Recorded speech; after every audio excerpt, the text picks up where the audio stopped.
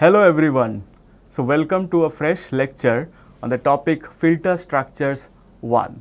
I am Dr. Anirban Dasgupta and let's get started. So what are digital filters? Now you might have come across this kind of system where I say this is defined by some variable h of n and this is our input xn, and this xn, when it passes through this system, it gives you an output y of n. And if I say this system is a linear time invariant system, or it is sometimes called linear shift invariant in case of discrete time systems. So, this output y of n is given by the convolution sum of h of n and x of n, and this h of n is called the impulse response. Why?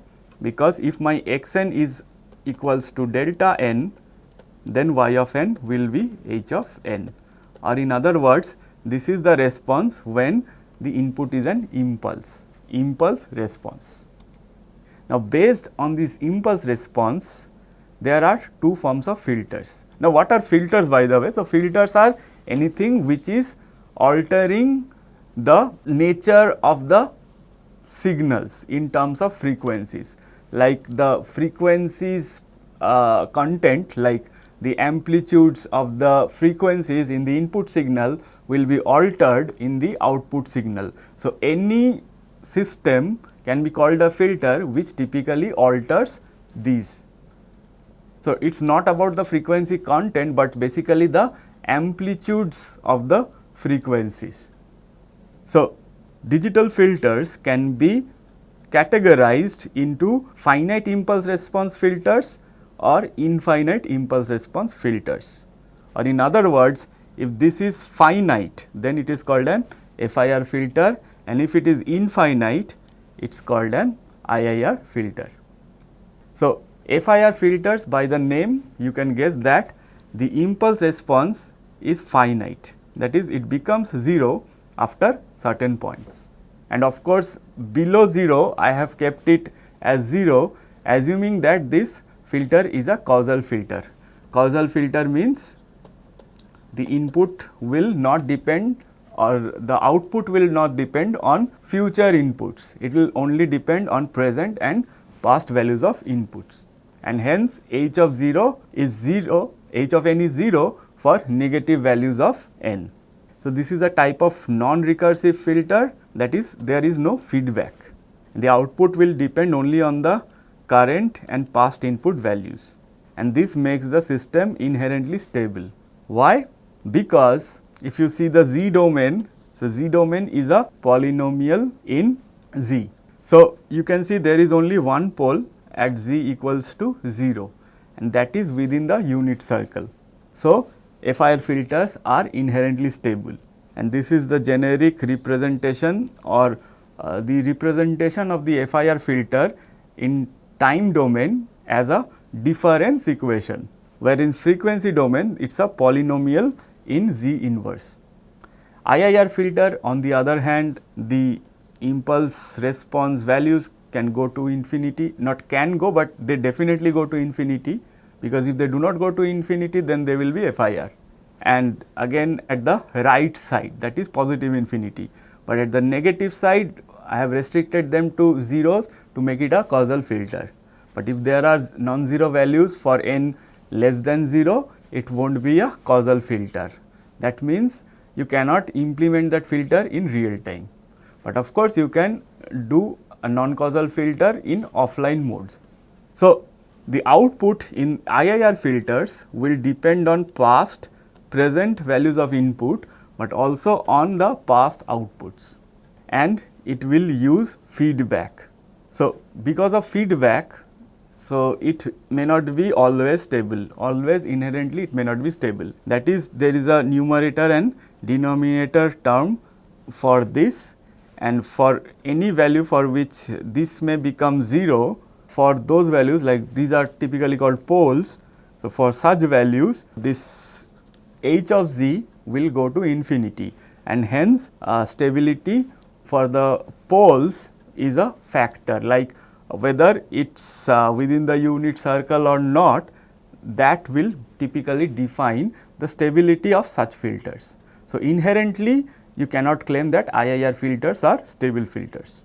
And in the time domain difference equation, you can see that apart from this part, which is the FIR part, there is a recursive part, and that is the beauty, that of course just with h of n you cannot represent the IIR filter, because there are infinite terms, you do not know how many terms are there, but you are basically representing them in a numerator denominator form.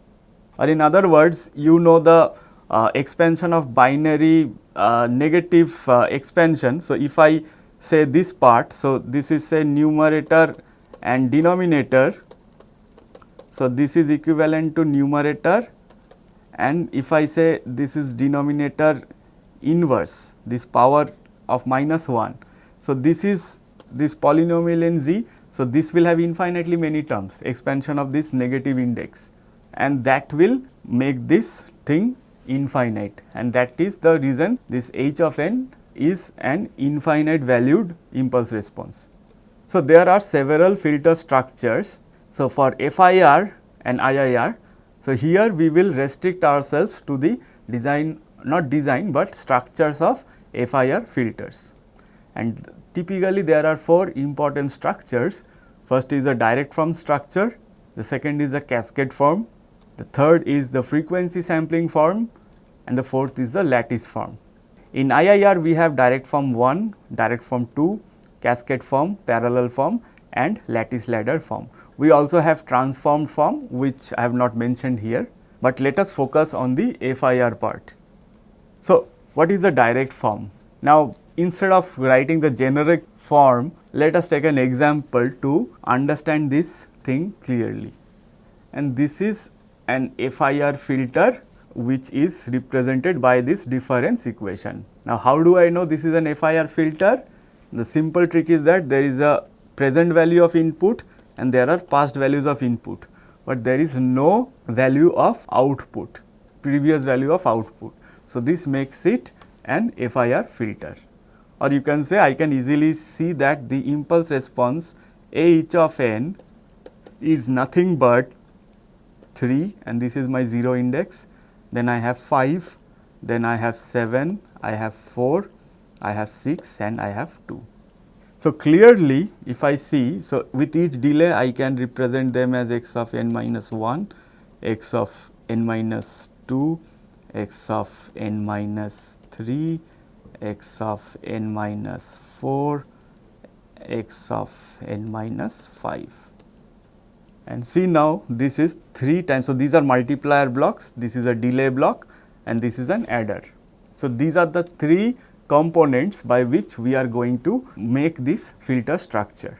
So, if you see, so here what is getting added? 3 times x of n, 3 times x of n and plus 5 times x of n minus 1. Now, to this sum I will add x of n minus 2 multiplied by 7. So, to this here I will add 7 times x of n minus 2, and this to this whole expression I am adding 4 times x of n minus 3, and to this whole thing I am multiplying 6 times x of n minus 4, and then to this whole thing I am adding 2 times x of n minus, this was 5, right? Yes. So, this is getting added here. So, this is my yn. So, you can see this is definitely the structure which is representing this difference equation. Now, here if it is having the order m, or I would not say order m, but I would rather like to say that if the filter length is m, order is m minus 1, because order is usually counted by the number of delays. So, you will need to require memory, memory means delays basically, or the past inputs which are m minus 1, then m minus 1 adders are required, so and m multipliers are required. So, here what is the value of m? So, here there are 6 values. So, m is here 6. So, hence I need 6 multipliers, 6 minus 1, that is 5 adders, 1, 2, 3, 4, 5, and 5 delay elements, 1, 2, 3, 4 and 5. Now, there is another form of FIR filters which are called linear phase filters. So, what is the property of linear phase filters? Now, of course, the linear phase filters, by definition, it means that the phase will vary linearly with frequency. But from the structure point of view, or the frequency response, or I would say the impulse response coefficient point of view, this is the relation. The relation is h of n is equals to h of m minus n 1 minus n, or in other words, the coefficients are symmetric. So, what is the advantage here?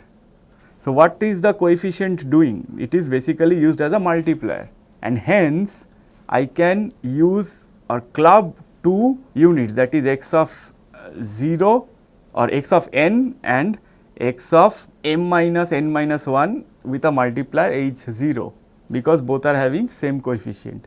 Similarly, these two, x of n minus 1 and x of n minus 2 minus n, will have the same coefficient h of 1, and so on. And in this manner, I can reduce the number of multipliers to half. If it sounds confusing, let us take an example. So, this is happening. So, for m even, you have your number of multipliers as m by 2 minus 1, and if m is odd, we have m plus 1 divided by 2. So, let us take an example. So, first is this a linear phase filter? So, let us see. So, yes, the first and the last have same coefficient, the second and the second last have same coefficient, and the third and the third last have same coefficients. So, I can combine them as 3 into this plus 5 into this plus 7 into this, and this is what I have done here. So, this is x n, this becomes x of n minus 1, this becomes x of n minus 2, and this is x of n minus 3, and then another delay. So, x of n minus 4, and then this is x of n minus 5. So, you see that clearly this is x of n, this section is x of n plus x of n minus 5, which is this portion, then multiplied by 3.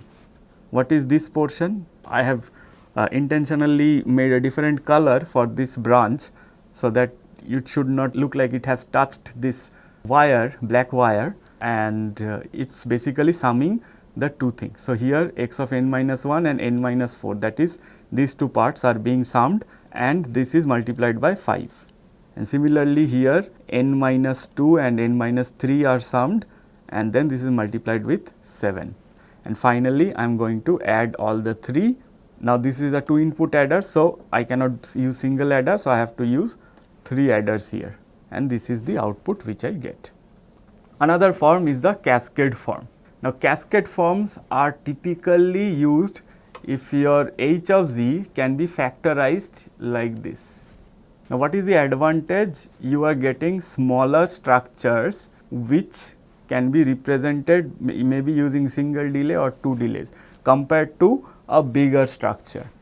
Now, this is just for illustration, but if you have a very long polynomial in Z inverse, it is easier to do cascades and easier to design smaller filters like this.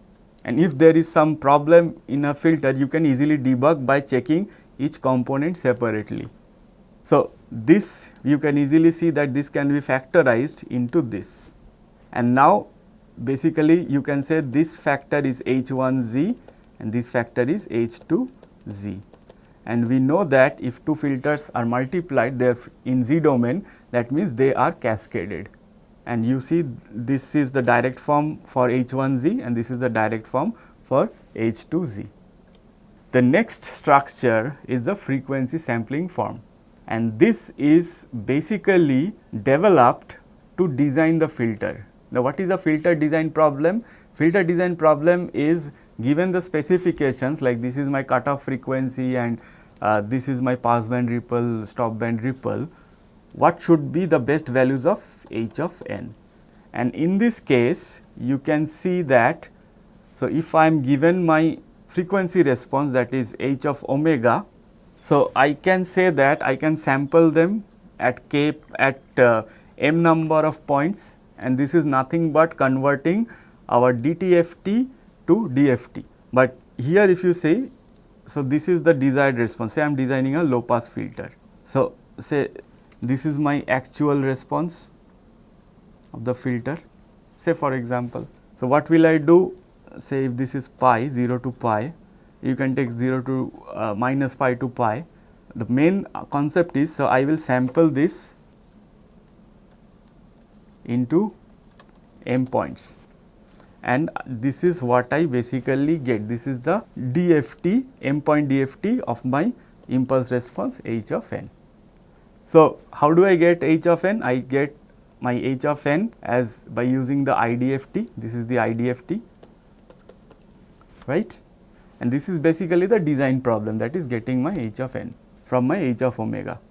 But for the structure, what I need is h of z, and h of z is defined as 0 to n minus 1 h of n, z of minus n, and then I can say that h of n is nothing but this inverse discrete Fourier transform, which is this.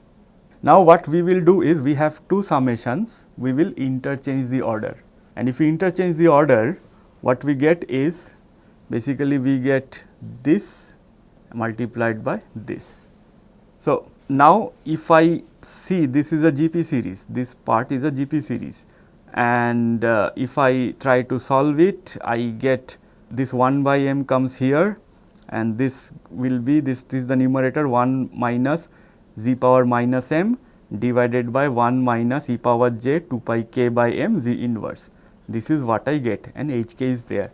So, one summation I have solved it by using this, and this remains as a summation.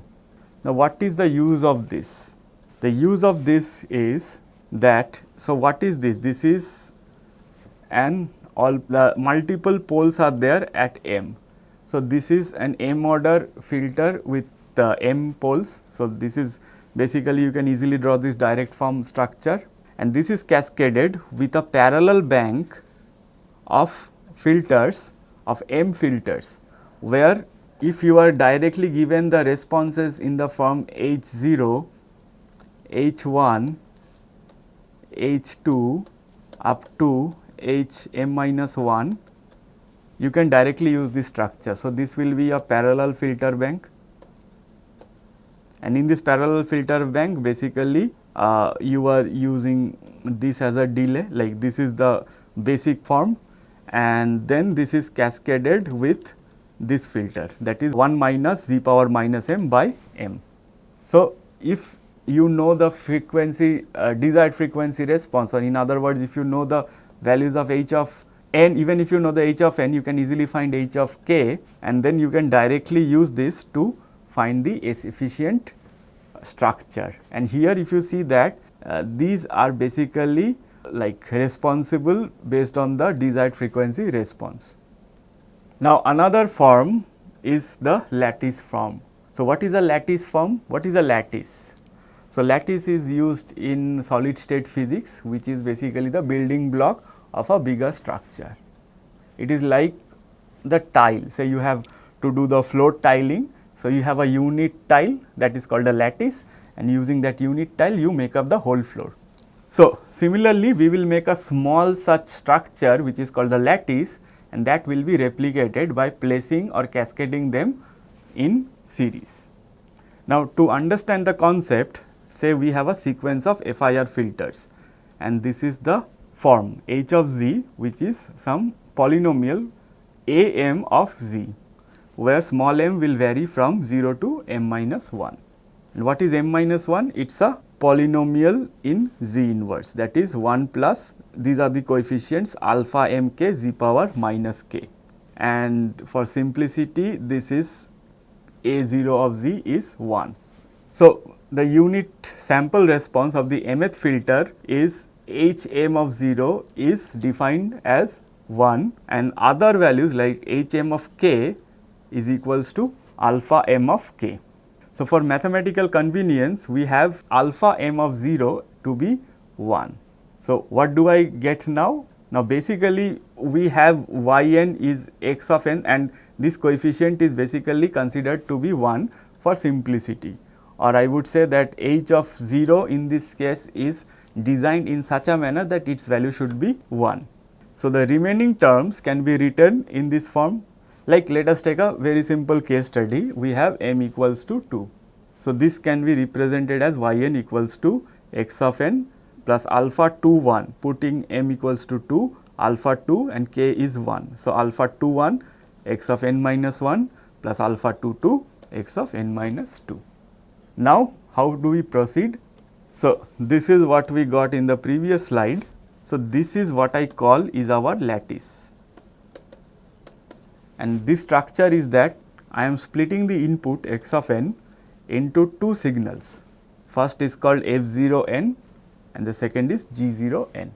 So, g0 I will delay by 1, and then each of these I will cross it to get two values which are kind of recurrence functions. So, this I will call f1 and this is g1, and this will again repeat in the second stage. So, from this diagram what I find is f1n is the sum of f0n and k1 times my delayed version of g0n, k1 times g0n minus 1. What is f0? f0 is xn, and what is g0? g0 is k1 x n minus 1. And similarly, how do I get g1? g1 is k1 times f naught, k1 times f naught plus g naught n minus 1, and this f naught is basically our x of n, and g naught n minus 1 is x of n minus 1. So, this is clear from this diagram, okay. But this is just a single stage because we have only one delay, we need the second delay. So, how do we do that? We add a similar lattice. See, this is very similar in structure, and these are often called reflection coefficients, this case. So, in the second stage we will have k2. So, k2 is again crossed, and how do we get this f2n and g2n? So, f2n is f1n plus k2 times g1n, k2 times g1 not n, g1 n minus 1. So, this is basically g1n, this is g1n. So, this will be g1 n minus 1, this portion is g1 of n. So, now again f1 is xn and g1 is x of n minus 1, right. So, this f1 I can write it as this whole thing plus k2 times again g1 n minus 1, I can write it in this term, and similarly g2 is k2 times f1 plus g1 of n minus 1, which is k2 times again f1 can be written as this term and g1 n minus 1 is this term. Now, this was our original thing, right, and this is what we got in our f2, and we say f2 is our y of n. So, this if we just simplify, we get to this expression, and since f2 is basically our y and see xn is xn. So, what is the coefficient of xn minus 1? The coefficient is k1 1 plus k2, and what is alpha 2 2? A coefficient of x of n minus 2, this is our k2. So, therefore, alpha to 1 is k1 1 plus k2 and alpha to 2 is our k2 directly. So, let us take an example. Say if this is our equation in time domain or difference equation. So, we know that k2 is alpha 2 2 and k2 is 4, this is k2, not sorry, this is not k2, but this is alpha 2 2, but so k2 will be alpha 2 2, which is basically 4. And the second equation says that k1 1 plus k2 is our alpha 2 1, and we know what is alpha 2 1, which is this is alpha 2 1 and this is alpha 2 2. So, this is what we are getting, which is 15. Now, plugging in for k2, which we got as 4. So, K1 1 plus 4 is 15. Hence, K1 equals to, so this is 5. So, 15 by 5 is 3. So, we will just draw the structure and we know what is the value of K1 and what is the value of K2, and this is our lattice structure. So, thank you so much. Have a nice day.